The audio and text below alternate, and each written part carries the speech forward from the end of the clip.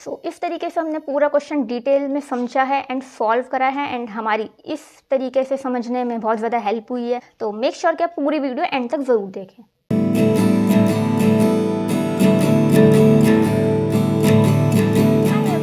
This is कोमल। मैं आपके लिए लेकर आ गई हूँ बीआरएफ चैप्टर का एक और practical question TF gravel book से, जो कि आपके सामने है, जिसमें आपको गिवन है पासबुक का ओवरड्राफ्ट बैलेंस। तो जब आपको गिवन हो पासबुक का ओवरड्राफ्ट बैलेंस, तो उस क्वेश्चन को कैसे सॉल्व करना है ये मैं आपके साथ डिटेल में आज की इस वीडियो में डिस्कस करूंगी। एंड मेक श्योर कि आपने आपसे पहले के वीडियोज देखे हो, मेरे प्लेलिस्ट का लिंक डिस्क्रिप्शन बॉक्स में है। अगर आपने चेकआउट नहीं किया है तो अभी जाके पहले चेकआउट कर लेना, या इस वीडियो के बाद भी चेकआउट कर सकते हो, ठीक है। एक एक पॉइंट को डिटेल में समझेंगे, स्किप किए बिना एंड तक देखना, ठीक है। तो सबसे पहले हम क्वेश्चन को रीड करेंगे। क्वेश्चन में हमें गिवन है प्रिपेयर बीआरएस एज ऑन 31 मार्च 2019, ठीक है, फ्रॉम द फॉलोइंग डिटेल्स, ठीक है। तो हमें बीआरएस बनाना है। तो R's overdraft as per passbook of ₹12,000 on 31 March, ठीक है। तो कोई आर है, उनका पासबुक का ओवरड्राफ्ट बैलेंस गिवन है, ठीक है। तो मैंने आपके साथ यही कहा कि जब आपको ओवरड्राफ्ट बैलेंस गिवन होगा पासबुक का, तो वो आपको गिवन है, उससे आप अपना क्वेश्चन स्टार्ट कर रहे हो बीआरएस का। तो देखते हैं कैसे सॉल्व करना है। इससे जस्ट प्रीवियस वीडियो में मैंने आपके साथ डिस्कस करा था जब आपको कैश बुक का ओवरड्राफ्ट बैलेंस गिवन होता है, ठीक है। तो वो डिस्कस कर चुके थे लास्ट वीडियो में। इसमें गिवन है पासबुक का ओवरड्राफ्ट बैलेंस, जो कि आपको 12,000 दे रखा है, ठीक है। एंड ये कुछ ट्रांजेक्शन दे रखे हैं, इनको हम 1 बाय 1 करके पढ़ेंगे, ठीक है। जब क्वेश्चन को सॉल्यूशन स्टार्ट करेंगे तो मैं आपके साथ पहले फॉर्मेट को डिस्कस कर लेती हूँ।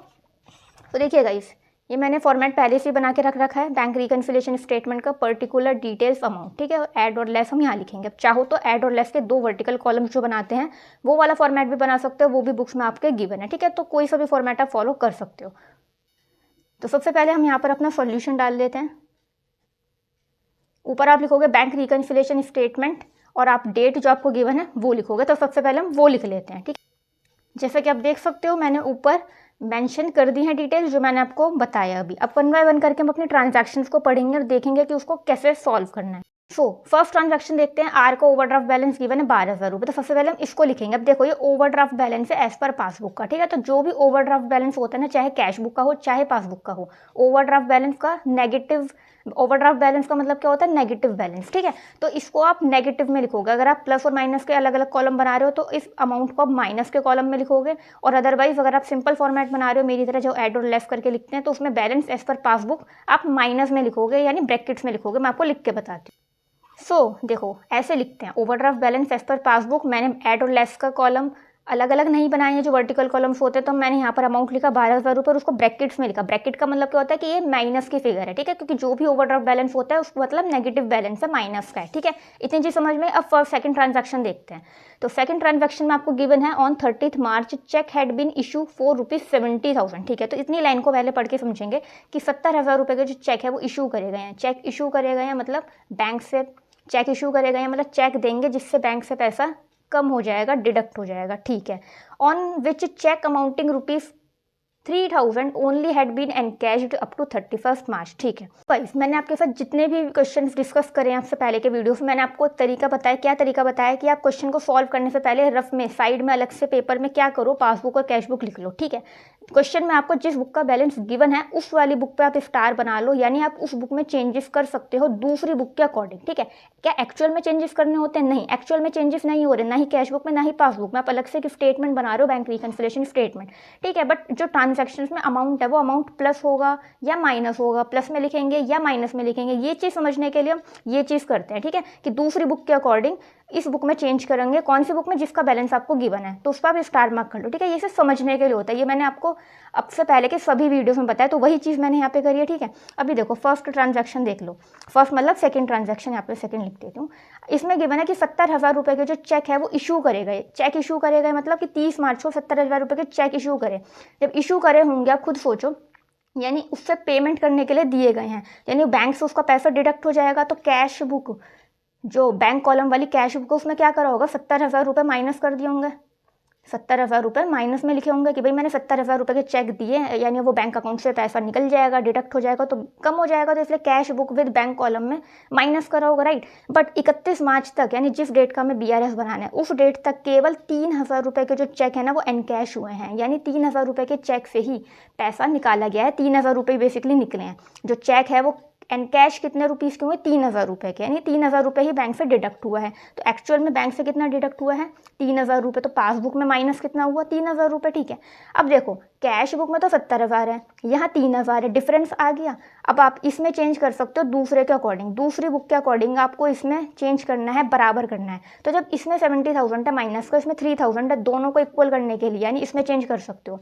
इसको इसके जैसा बनाने के लिए क्या करोगे, माइनस का 67,000 कर दोगे, क्योंकि देखो माइनस और माइनस क्या होते हैं, प्लस। तो एक्चुअल में माइनस 70,000 ही तो हो जाएगा, सही कह रही हूँ। तो इसके जैसा करने के लिए आप यहाँ पे क्या करोगे, माइनस 67,000 करोगे, ठीक है। तो इसका मतलब क्या है, समझ में आया कि 67,000 रुपीज़ को आप BRS में माइनस में लिखोगे, ये चीज़ समझ में आई। तो देखो मैंने यहाँ पे लिखा है माइनस में, मैंने लिखा है cheque issue but not presented for payment, यानी 67,000 रुपीज़ के चेक्स ऐसे हैं जो इशू तो कर दिया बट वो पेमेंट के लिए प्रेजेंट ही नहीं हुए हैं, कि वो पेमेंट के लिए प्रेजेंट नहीं हुए यानी वो बैंक से डिडक्ट नहीं हुए एंड कैश नहीं हुए हैं, इतने रुपीज़ के माइनस में लिखा, ब्रैकेट्स का यूज़ करा है। आई होप आप सबको फर्स्ट ट्रांजैक्शन अच्छे से क्लियर हुई होगी कि चेक जब 70,000 रुपये के इशू करे हैं बट बैंक से केवल 3,000 रुपये डिडक्ट हुए हैं उस डेट तक, दोनों को इक्वल करना है, इसके जैसा बनाना है इसको। तो 67,000 रुपीज़ माइनस करोगे क्योंकि देखो दोनों इक्वल आ गया, इतनी चीज़ क्लियर हो। तो ये कैलकुलेशन आपको करना है। सेकंड ट्रांजैक्शन देखो, मेक श्योर कि आप वीडियो को एंड तक बने रहो सो दैट कोई भी पार्ट स्किप ना करो, इंपॉर्टेंट चीज मिस ना करो, ठीक है। तो देखो नेक्स्ट आपको गिवन है third transaction, cheque amounting ₹3500 had been paid into bank for collection, ठीक है।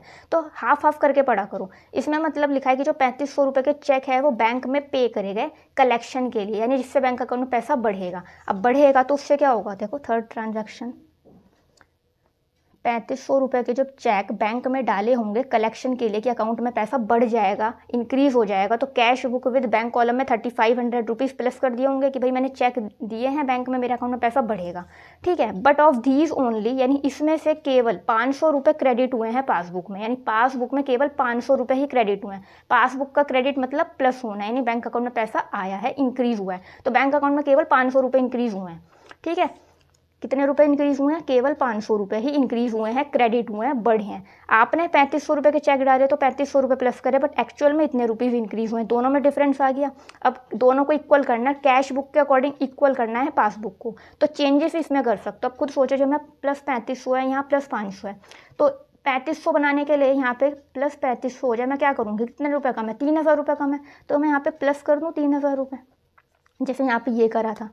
तो इसी तरीके से यहाँ पे 3000 रुपये प्लस कर दूंगी तो दोनों इक्वल हो जाएंगे, यहाँ पे भी 3500 हो जाएगा।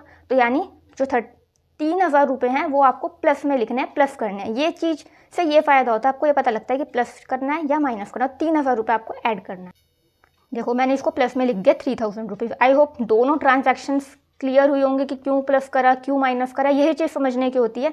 तो प्लस माइनस को समझने के लिए हम ये चीज़ फॉलो करते हैं कि समझ सकें, ठीक है। तो जिस बुक का बैलेंस गिवन है उसमें चेंजेस कर सकते हो अकॉर्डिंग टू दूसरी बुक, ठीक है। अभी देखो नेक्स्ट आपको गिवन है bank has charge ₹500 as interest on overdraft. अब देखो पासबुक का ओवरड्राफ्ट बैलेंस है, यानी नेगेटिव बैलेंस है, तो उस नेगेटिव बैलेंस के लिए उस ओवरड्राफ्ट पे बैंक ने 500 रुपये का इंटरेस्ट चार्ज करा, यानी बैंक अकाउंट से काटा, माइनस करा। और and the intimation of which has been received on 2 April 2019। ना BRS कब तक के बना रहे, 31 मार्च 2019 तक की। तो बैंक के ओवरड्राफ्ट पे जो इंटरेस्ट काटा है बैंक वालों ने 500 रुपये का, जब उसकी इन्फॉर्मेशन ही इस डेट के बाद रिसीव हुई है 2 अप्रैल को, तो कैश बुक में वो चीज़ रिकॉर्ड नहीं करी। बस इसमें कहने का मतलब क्या है कि 500 रुपये का जो इंटरेस्ट ऑन ओवरड्राफ्ट है वो बैंक वालों ने चार्ज करा। तो इंटरेस्ट कहाँ से चार्ज करेंगे, बैंक अकाउंट से चार्ज करेंगे, तो बैंक अकाउंट से 500 रुपये कट गए इंटरेस्ट के, ठीक है। बट उसकी नॉलेज, उसकी इन्फॉर्मेशन 31 मार्च तक दी ही नहीं है, 2 तारीख को दिया, यानी 31 मार्च तक जब इन्फॉर्मेशन थी नहीं तो पासबुक में उस चीज़ को रिकॉर्ड करा होगा क्या, नहीं करा होगा। इस ट्रांजैक्शन का कोई इफेक्ट इसमें नहीं आया, कोई रिकॉर्डिंग ही नहीं, क्योंकि नॉलेज नहीं थी। बट यहाँ से पैसे कट गए 500 रुपये। अब दोनों को इक्वल करने के लिए क्या करोगे, यहाँ 0 है तो यहाँ पर भी 0 बनाना है। 0 कैसे बनाओगे, जब -500 है उसको +500 कर दो तो 0 हो जाएगा, ठीक है। चेंजेस आप इसमें कर सकते हो, तो +500 करेंगे, प्लस में लिख। तो देखो मैंने लिखा interest on overdraft charge ₹500 add में लिखा है, ठीक है। पूरी अलग से लाइन भी लिख सकते हो अकॉर्डिंग टू दिस, ठीक है। नेक्स्ट समझते हैं। आई होप आपको इतना क्लियर हो रहा होगा। इतना क्लियर है तो 2 ट्रांजैक्शंस और हैं, उनको भी समझ के जाइएगा पूरी वीडियो देख के, ठीक है। तो मेक श्योर स्किप मत करना।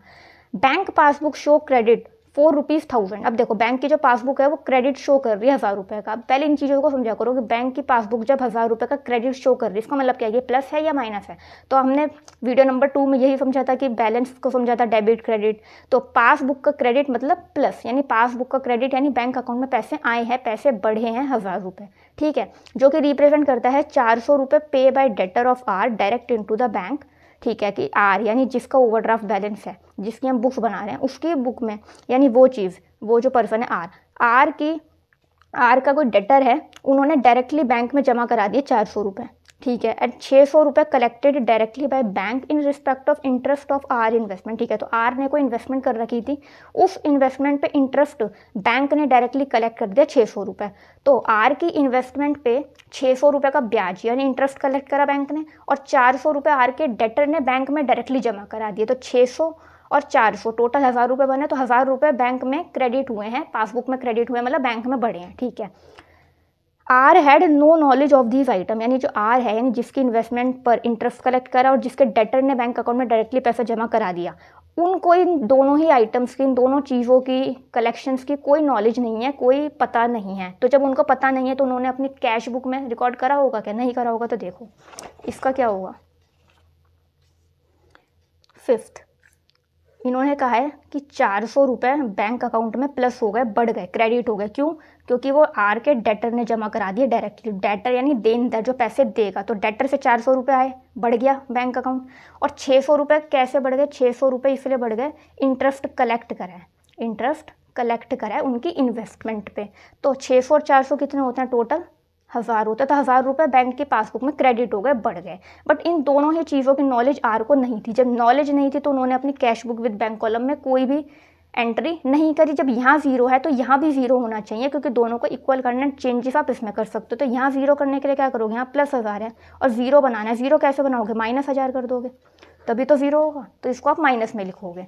सो देखो सभी, जो डेटर ने डायरेक्टली पे कर दिया था बैंक में ₹400, वो आप माइनस करोगे, और जो आर की इन्वेस्टमेंट पे इंटरेस्ट कलेक्ट करा है बैंक ने ₹600 का, वो भी माइनस करोगे। क्यों?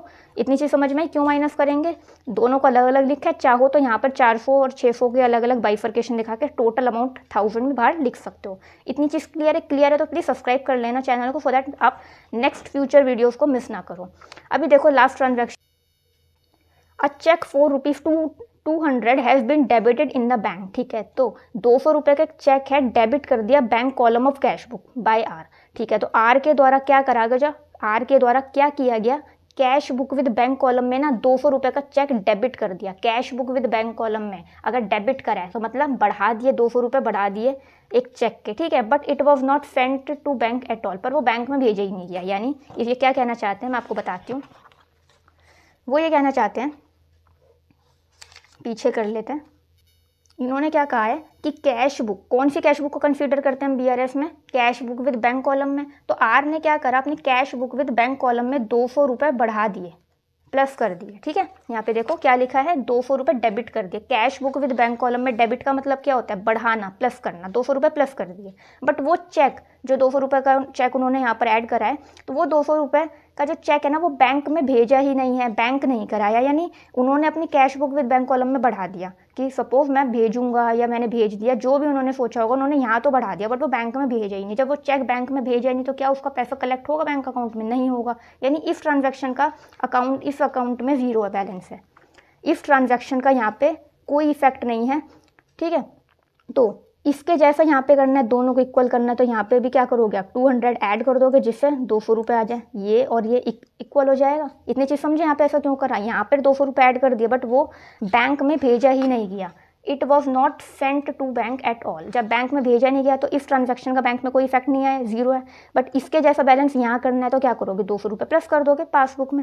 एक्चुअल में हमने पासबुक में प्लस नहीं करा, हम तो बैंक रिकन्सिलिएशन स्टेटमेंट बना रहे हैं, उसमें प्लस और माइनस में ट्रांजैक्शन लिख रहे हैं। बट इस चीज़ को समझने के लिए हम ऐसे समझते हैं, ठीक है।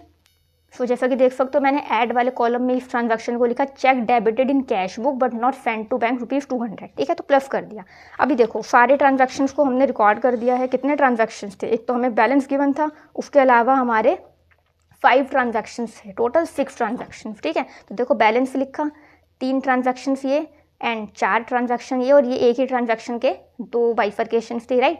तो पूरे क्वेश्चन की जो ट्रांजैक्शंस थी वो हमने रिकॉर्ड कर ली है। आई होप आपको इतना क्वेश्चन समझ में आया होगा कि हमें पता कैसे चला ट्रांजैक्शंस पढ़ के कि प्लस में लिखना है या माइनस में लिखना है, एंड समझते कैसे बैलेंसेस को, डेबिट, क्रेडिट, पासबुक का, कैश बुक का, ओवरड्राफ्ट। आई होप इतनी चीज़ क्लियर हुई होंगी, ठीक है। अब बैलेंस कैसे बनाएंगे, जो प्लस वाले वैल्यूज़ हैं उनको आप टोटल करोगे, यहाँ लिखोगे। तो मैं पहले टोटल करती हूँ।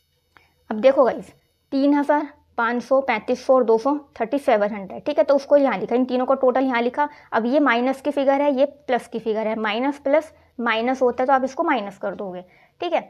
तो ये कितना आएगा, 300 आ जाएगा, ठीक है। कैसे आया, इसको इसमें से मैंने माइनस करा, ठीक है। अभी देखो ये जो नेगेटिव वाली वैल्यूज़ है माइनस की, इनको पहले टोटल करोगे तो वो यहाँ लिखोगे। टोटल कितना आएगा, 600, 400, 1000 प्लस 67,000 कितना होगा, 68,000।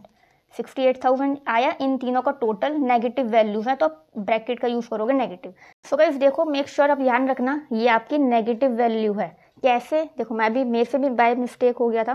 देखो ये 12,000 फिगर है माइनस की, और इन तीनों को ऐड करके आया 3700 रुपये पॉजिटिव, प्लस ये प्लस की फिगर है, ये माइनस की फिगर है, प्लस माइनस माइनस होता है तो आपने दोनों को माइनस करा, इतना आया, ठीक है। बट ये देखो बैलेंस किसका ज़्यादा है, 12,000 वाली वैल्यू बड़ी है इस वैल्यू के कंपैरिजन में, इसकी वैल्यू बड़ी है। जो वैल्यू बड़ी है वो देखो ना माइनस की है, यानी ये भी माइनस की, ठीक है। तो बेसिक मैथ मैं भी बाय मिस्टेक भूल गई थी, पॉजिटिव कंसीडर कर लिया था। तो इन चीज़ों को आपको ध्यान रखना है, माइनस की फिगर है, ठीक है। इन तीनों का टोटल करना, माइनस वाली वैल्यूज़ का इतना टोटल आया, ठीक है। ये भी माइनस का है। अभी देखो माइनस माइनस क्या होता है, प्लस होता है, तो आप इन दोनों को प्लस कर दोगे। इन दोनों को प्लस करोगे तो आपका आएगा 76,300, ठीक है। माइनस माइनस क्या होता है, प्लस होता है, प्लस करा, बट साइन तो माइनस का आएगा ना, यानी ये माइनस की वैल्यू है, तो इसके लिए आप ब्रैकेट्स का यूज़ करोगे, ठीक है। तो वैल्यू मैं बोल देती हूँ 76,300। अभी देखो माइनस की वैल्यू है, यानी कौन सा बैलेंस है, आपने पासबुक के ओवरड्राफ्ट बैलेंस से अपना क्वेश्चन स्टार्ट करा है, तो कौन सा बैलेंस आएगा, कैश बुक का ओवरड्राफ्ट बैलेंस है और है भी नेगेटिव में, तो वही चीज़ आप यहाँ पे लिख दोगे। सो गाइस आप देख सकते हो मैंने यहाँ पे लिख दिया है overdraft balance as per cash book ₹76,300 minus का, ठीक है। तो यही आपका आंसर है, ठीक है। अभी देखो मैं एक इंपॉर्टेंट चीज़ आपको समझाना चाहती हूँ, क्या कि आपने अपना क्वेश्चन पासबुक के ओवरड्राफ्ट बैलेंस से स्टार्ट करा था। पासबुक का ओवरड्राफ्ट बैलेंस मतलब नेगेटिव बैलेंस, यानी पासबुक का डेबिट बैलेंस जिसे आप कहते हो।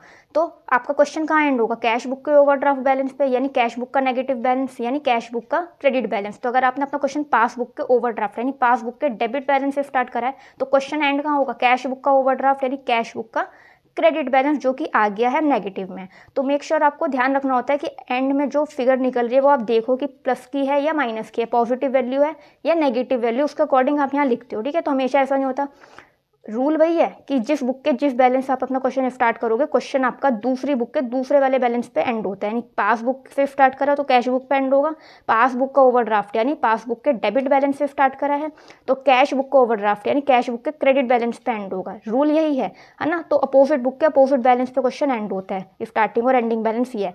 बट ओवरड्राफ्ट बैलेंसेस के जो क्वेश्चन होता है उसमें हमें ध्यान रखना होता है कि हमारा एंड में आंसर क्या निकल रहा है। आंसर मतलब आंसर जो है वो पॉजिटिव वैल्यू है कि नेगेटिव वैल्यू, उसके अकॉर्डिंग ध्यान रखना होता है हमें ओवरड्राफ्ट बैलेंसेस में। तो अब ये ध्यान रखना कि एंड में आपकी वैल्यू पॉजिटिव है नेगेटिव है, उसके अकॉर्डिंग आपको ध्यान रख के लिखना है कि कौन सी बुक का कौन सा बैलेंस निकला, ठीक है। आई होप आपको पूरा क्वेश्चन अच्छे से क्लियर हुआ होगा। अब देख लो एक बार और, ये पूरा आपका क्वेश्चन था जिसमें मैं 6 ट्रांजैक्शंस गिवन थी, बेसिकली 5 ट्रांजैक्शंस गिवन थी, एक आपका बैलेंस गिवन था, उसके अकॉर्डिंग हमने पूरा क्वेश्चन सॉल्व करा, आप देख सकते हो।